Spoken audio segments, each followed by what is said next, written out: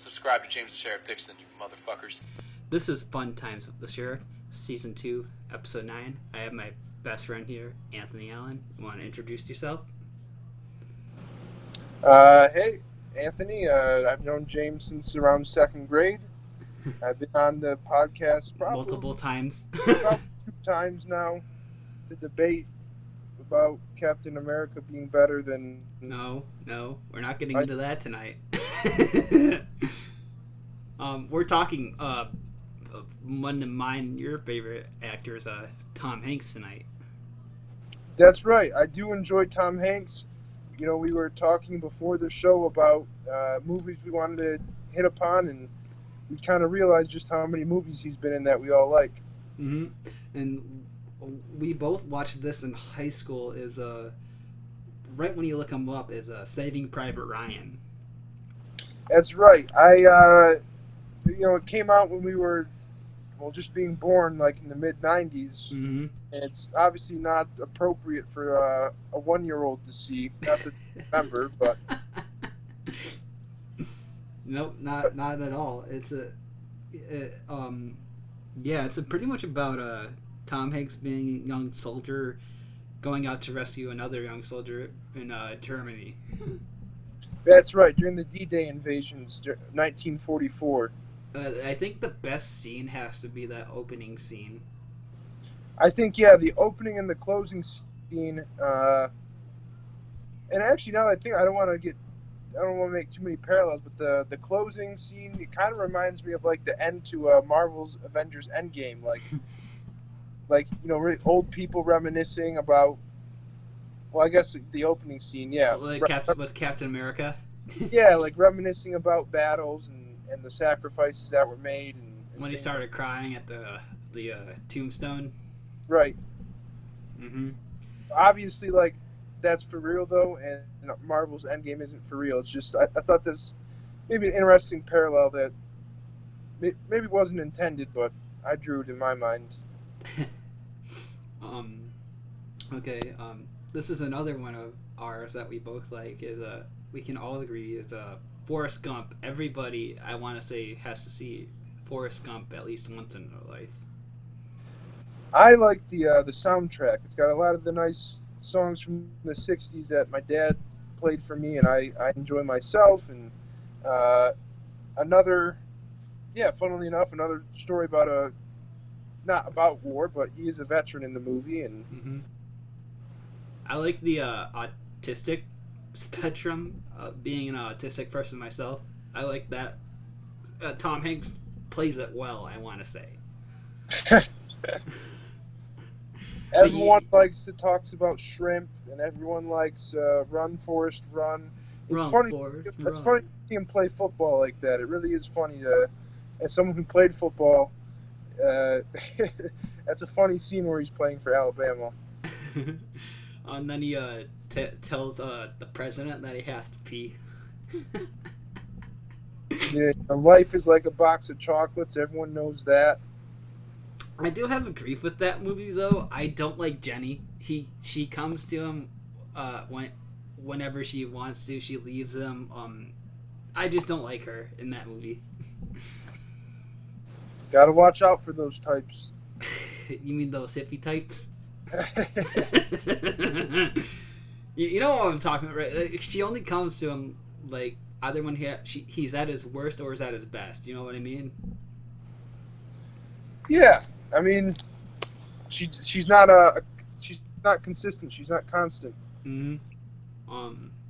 Did you want to do one of yours next? Sure. This one I saw. I've probably seen bits and pieces of it, like probably 90% of it. Castaway. Yes. I think it's a really good performance. Another movie we both seen in high school. I honestly think that, you talk about these crazy scenarios. If you got stranded on a desert island, what would you bring or what would you do? And it's like watching him. It's based on a true story. Watching him have to go through. Wait, I did not know it was based off. That's something new to me. I did not know it was based off a true story. Yeah, it is. Castaway. Yep. Yep. Well, let me see. Okay, so it's not exactly a true story, but it draws from a lot of the experience. FedEx stuff, yeah. But yeah, it didn't actually happen to a FedEx guy, but it draws from the experience of people who have been stranded on deserted islands like that before. So it's, inspired, I guess, or informed by a lot of things that have happened. The scene that I really get creeped out about is he has to like, the tooth scene. dude, you knew exactly what I was gonna say. I know a bunch of people that get. I remember watching this. Oh God, what was it? In Thurston, they had this Wilder Life class. Mr. Rogers, I want to say. I don't know if you remember that. We watched that in his class, and yeah, I remember a bunch of people cringing at him sticking the. I'm not gonna get too graphic, but like I know what you mean. The ice skate, yeah. There was a bunch of jokes about the FedEx thing. Like he had us write like our own thing, like what he wanted us to do at the what happened at the very end of the movie. Like yeah. You know what's funny is that it made me think about like, what did humans do before dentistry, or like what's the history of dentistry? I actually had that thought after watching that scene. Like, how did humans survive without dentists? I think they just let the teeth grow in, and yeah. I don't know, man. I don't want to think about it. But my favorite scene from that movie is the volleyball Wilson. Yeah, everyone loves Wilson. Wilson.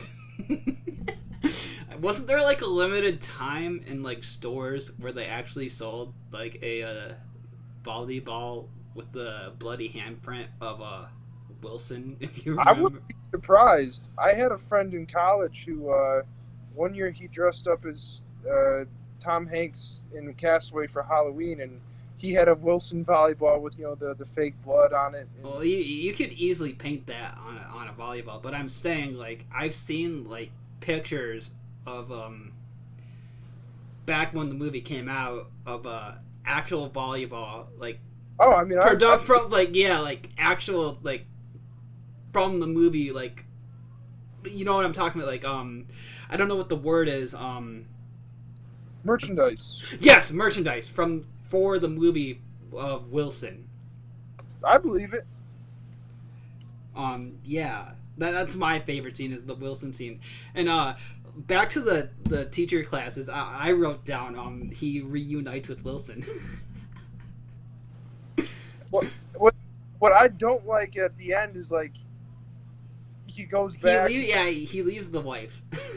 Like the girl is married. Yeah, that's sad. But, and so the thing, I bring up the class because it sticks with me, because somebody else in the class wrote when he walks out into the street, he gets hit by a FedEx truck. Now that's just cool. No, I remember that. That stuck with me. Everybody else laughed, and I thought that was kind of funny. That's just cool. Like, as soon as the wife left him, the person said, because the teacher did have us write our own endings, and I wrote, right after I said my ending, he ends up back with Wilson. That person said, I wrote, he gets hit by a FedEx truck. After my happy ending, he dies.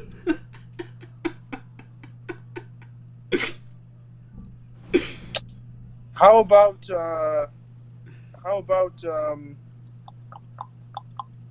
I got How about Sully? What? Sully? Yeah.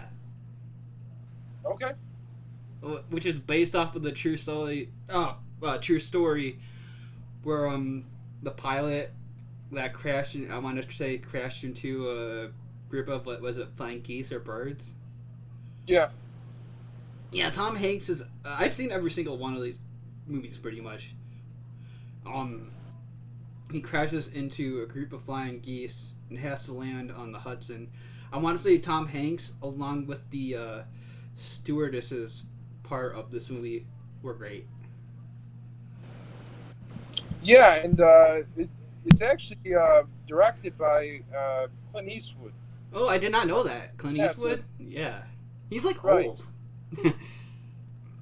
Yeah, I mean, I think let's see. This is after Gran Torino, but it's his second best movie after Gran Torino in terms of like performance.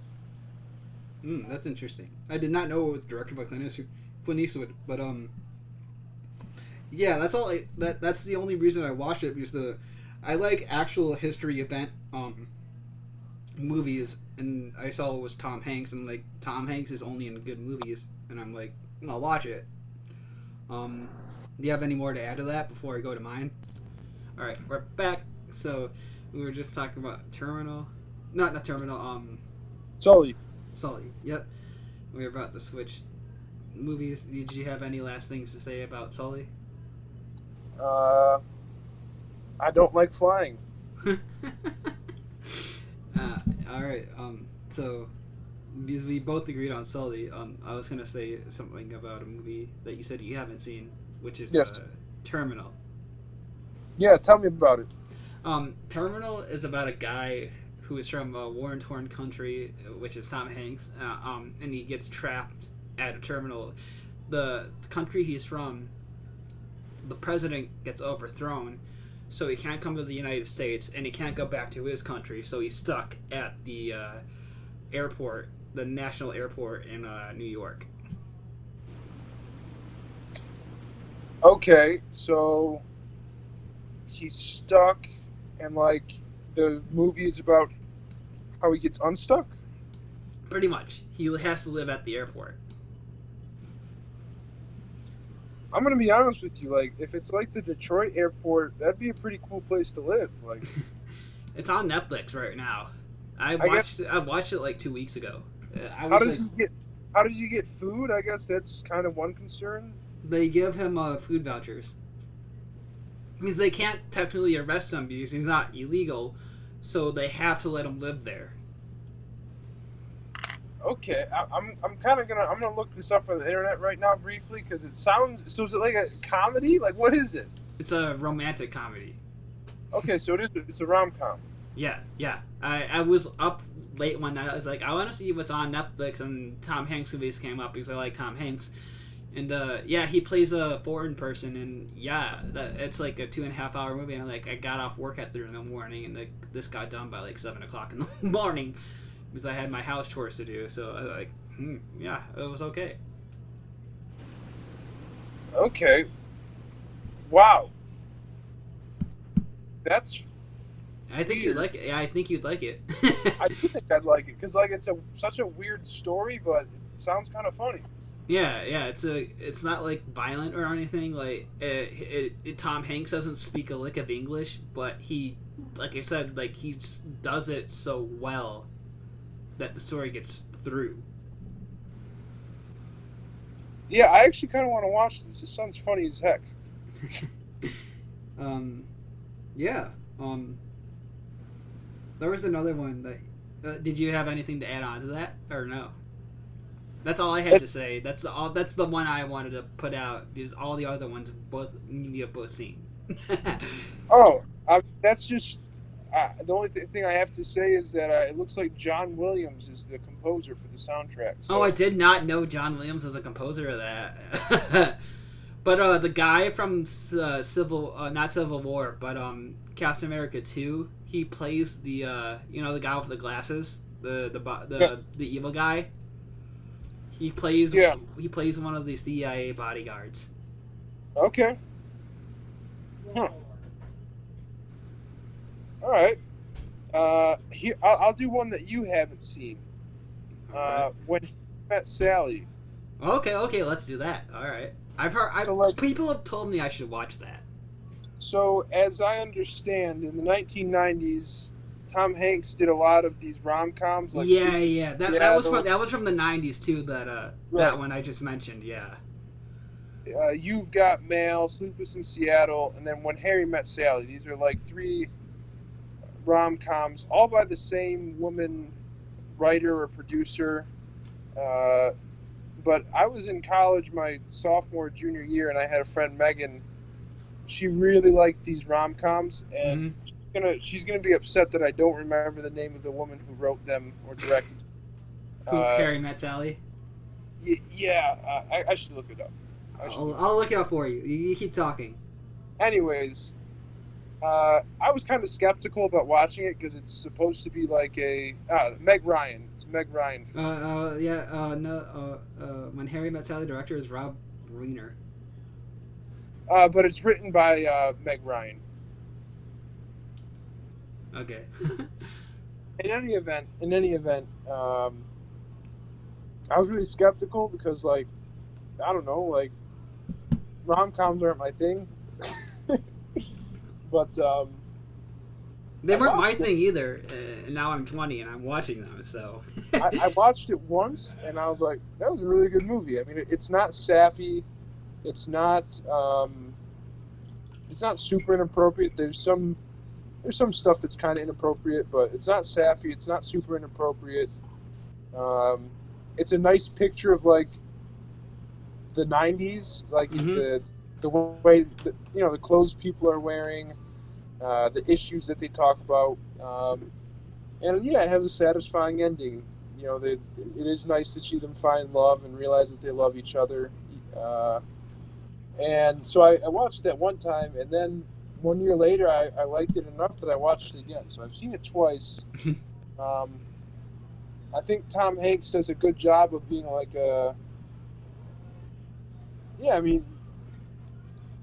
he's a good character actor. He does a really good job of being like a down to earth, somewhat. It's kind of in that movie. I think he's kind of smug, like. He's not exactly the nicest guy, but he's down to earth, and he realizes that he really loves this girl, Sally. Mm-hmm. That's... They had met on an airplane, but really didn't know each other. Yeah, it's a good story, James. I said it's not too inappropriate. There's like one scene that kind of inappropriate. But I've been recommended that movie a lot, and it's on my watch list of a ton of movies I eventually get to, but a bunch of people have recommended me that said I would like that movie. How about from around that same time, because we both mentioned this one, Big? Oh yeah, I watched that when I was off of work during quarantine back in the 3 months I was off. That's the only time I got off from it. I loved that movie. I do too, because once again, it's another great look at the '90s, like the stuff they wore, the things that, like the toys that were out. But it's Tom Hanks playing a kid. Yeah, I mean it's a funny concept, like the kid trapped in an adult body. I thought the Zeldar machine is now like an iconic pop culture thing. What is it called, like the Zolthar or something? Zolthar? Yeah. The Grant wishing person thing. Yeah, that's an iconic pop culture thing now. Like if you go to like a fun fair thing, if you see that, oh, that's the thing from the movie Big. And then the famous scene where they're like dancing on the piano. Yeah. I learned that song on piano just because of that. That's a cool toy store that they used to have. Yep. Another movie we both like. Unless you have more to add to that. No, I'm pretty good on that. I mean, it has a nice ending too. Yeah, sweet ending. Another movie we both like, The Polar Express. Yes. And this is going to be good because after this we can transition into Toy Story. Yes. I was just about to say that to end this because we're getting to that mark. I think so. Polar Express. I'm trying to think what my favorite thing about that movie is. Probably the annoying kid with glasses. That was me at that time era. In 2005, I was that kid at that era. It's true. Come on. Your glasses are different, though. Your glasses are different.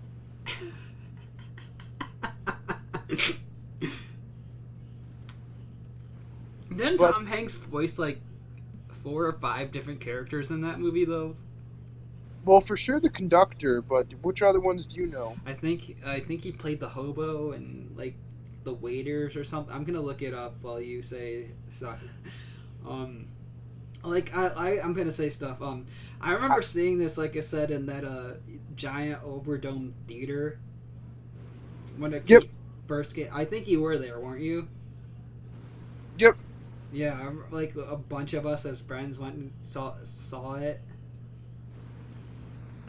Yeah, it was really popular when it came out. Like everyone at school was talking about it for sure.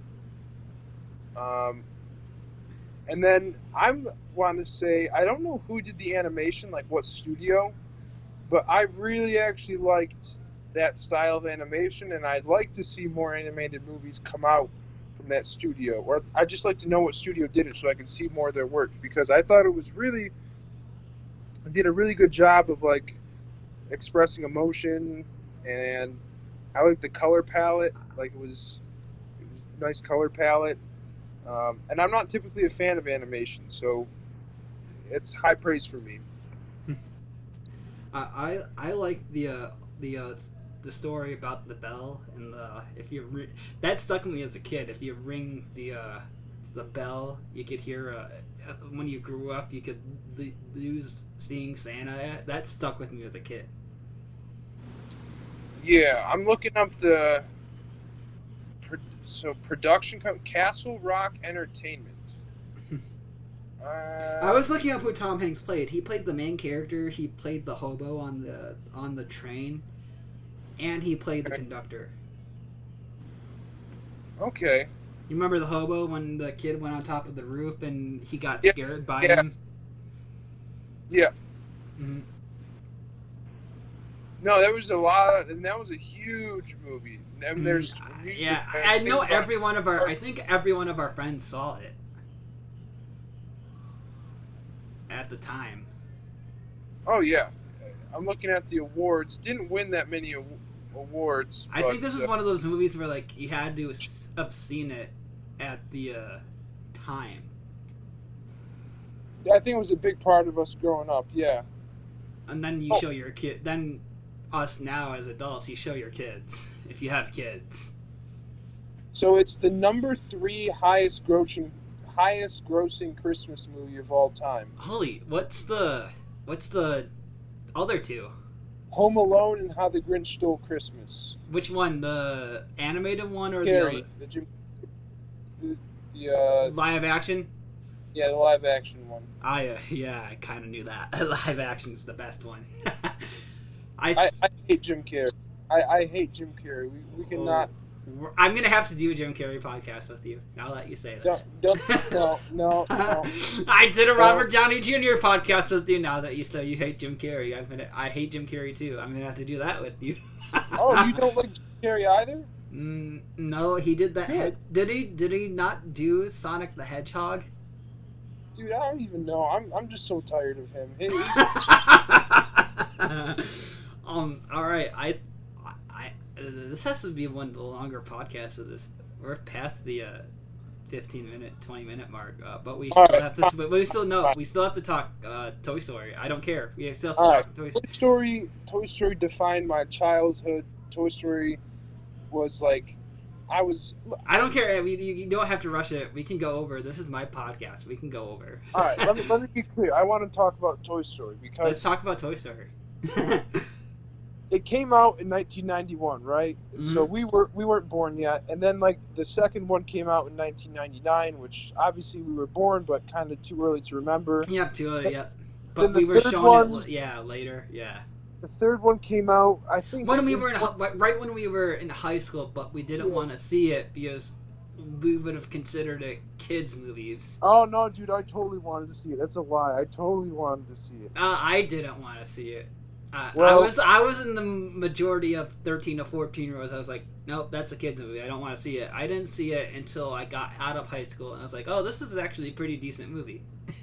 Well, now I'm 24 and like 50 weeks old, and I'm sitting in my room, which is my childhood room, and on my wall are like,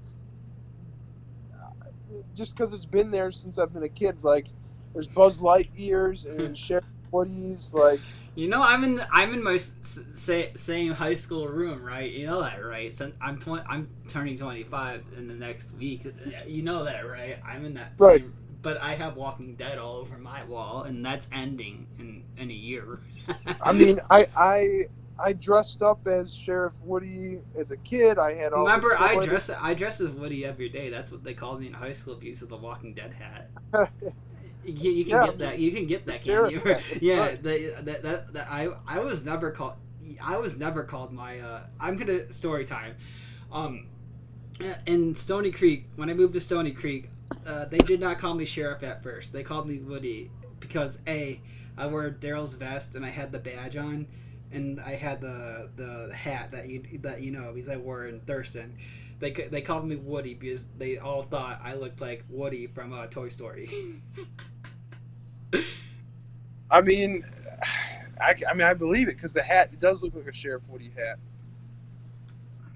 They did not immediately think of calling me Sheriff. They some of the older kids called me Sheriff, but the rest of them, the ones that I was friends with, they called me Woody. That was my nickname all throughout. I was never called my real name. You already know that though, because I wasn't called my name when I went to school with you. I don't think anybody knew my real name when I went to school with you, other than like Robert or our close friends, right? Yeah. Only like 5 people, right? I want to say.